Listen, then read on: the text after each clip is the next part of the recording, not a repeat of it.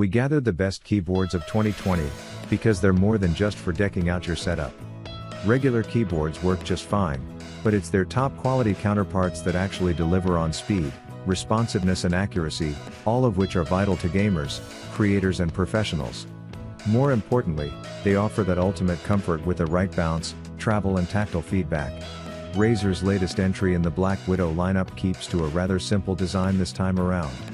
With or without the use of its flippable feet, the keyboard slopes at an ergonomic, downward angle and finishes with a short, sharp slant at the unit's front edge, which is adorned by the Razer logo.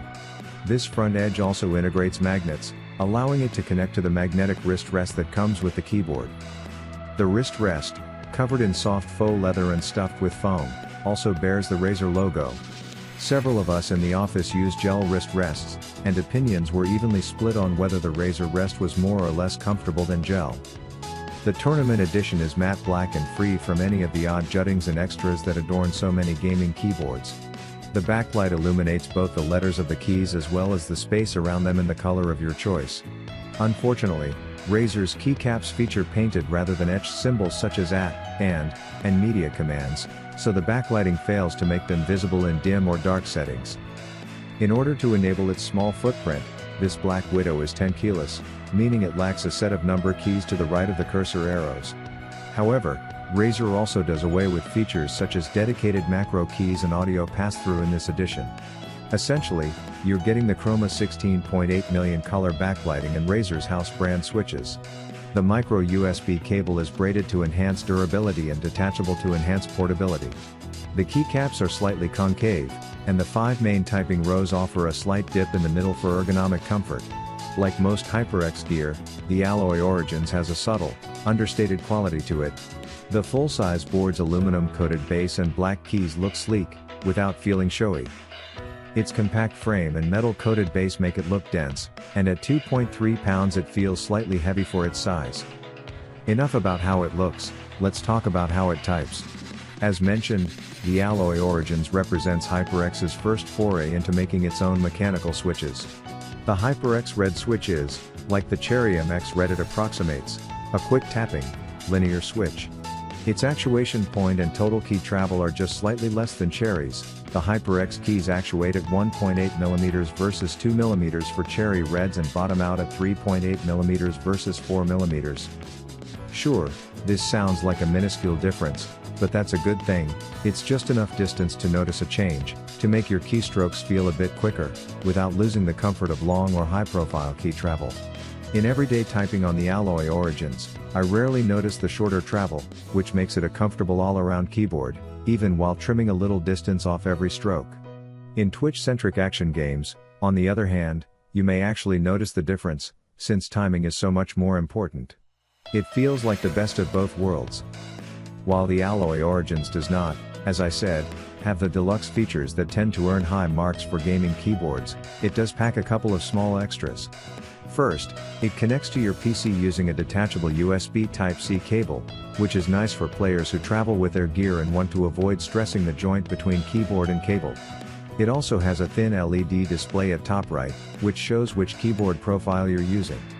Given the unit's portability and trim footprint, this board is a decent option for competitive players who want a full 104 keys, as opposed to a 10 keyless form factor, which has become standard for hardcore esports kit.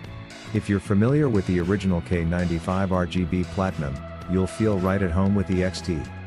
Coming in at 1.4 by 18.3 by 6.7 inches and 2.9 pounds, it's slightly less bulky than other feature-rich flagship keyboards, but still demands a lot of real estate on your desk. It's a full-size, 104-key device, with an extra 6 dedicated macro keys at the left edge, bringing the total number of keys to 110. The black keys, wrist rest, and just barely gray aluminum top panel restrain the RGB lighting coming through from the switches underneath, but also create strong contrast that makes the colors look especially vibrant. It's a bold look, without stepping over the line to gaudy gamer glam. One of the substantial, if not especially noticeable, changes in the Platinum XT is the switch from Corsair's standard ABS keycaps to so-called double-shot keycaps. The 104 standard black keys are now made from a thicker polybutylene terephthalate material. This should, in theory, make the keys more durable and keep the lettering looking sharper longer. It isn't something you feel when you use the keyboard, but extra durability is always welcome, and since some players go out and spend money to replace their keys with double-shot caps, it makes sense that a top-of-the-line board would have them. There are also 8 buttons. At top left you'll find a trio of buttons to hot swap among onboard profiles, toggle the RGB lighting on and off, and lock the Windows key. On the right, above the numeric keypad, are a set of dedicated media controls, an audio mute button, and a thinly textured volume roller. These extras add a lot of functionality. The profile switch button even lights up to indicate which profile you're using, a surprisingly rare and helpful feature. They also feel good to press, particularly the media buttons, which again are surprisingly rare even among high-end keyboards. The DOS Keyboard 4Q's design will look a little strange to newcomers but familiar to anyone who has already used its non-Q predecessors. It's a full keyboard, but it also features an enlarged top right corner that almost makes it look like a blunt weapon. Some of this extra space is occupied by the dedicated media controls, an oversized volume knob, and Q-line specific sleep and Q buttons. Also up here is the DOS Keyboard logo. The keyboard's top panel is anodized aluminum. DOS Keyboard used ABS plastic for the keycaps, and they feel a bit hollow as a result, but that's likely because the company needed to etch out the keycap label into each one to show the RGB lights underneath. That's also why the DOS Keyboard 4Q comes equipped with Cherry MX RGB switches that feature a transparent switch housing designed to let each key's custom lighting shine through.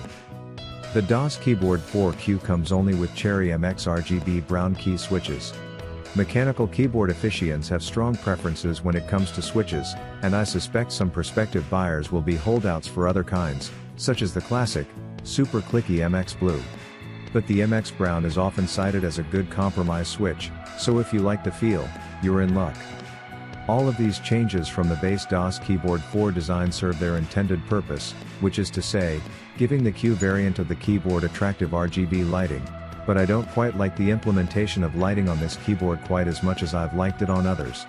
The default brightness is a little dim, especially if you're using the DOS Keyboard 4Q in a well-lit room, and the associated brightness adjust key works in only one direction. Stripped down and utilitarian, the Logitech G810 Orion Spectrum puts its focus firmly on function, no wrist rests, macro keys, or snazzy asymmetrical designs here. If you turn off the backlighting, the G810 passes for a standard keyboard at first glance. Measuring 1.4 by 17.5 by 6 inches, the G810 is a comfortable size for a typical gaming setup. Although its weight of 2.6 pounds helps keep the keyboard from slipping around, the G810 is probably not something you'd want to lug to a LAN party. The keyboard's body is made of black plastic, compared with the Corsair K95's aluminum, but the matte finish on the keys and deck give the G810 an air of elegance. One area where the G810 really shines is its backlighting.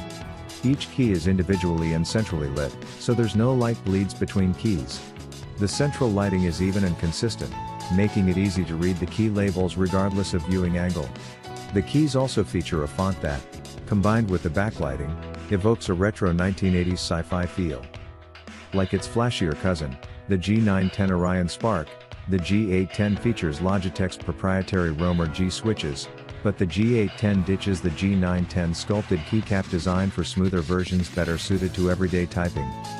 You also get standalone media control keys, including the standard play/pause, stop, forward, and backward, a handy wheel to control volume, and a global mute button.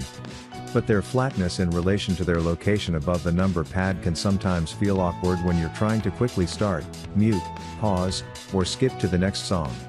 Also present is a key for disabling the Windows key, so you don't accidentally exit your game at a crucial moment, and a backlight button for turning off the lights when you don't need or want them.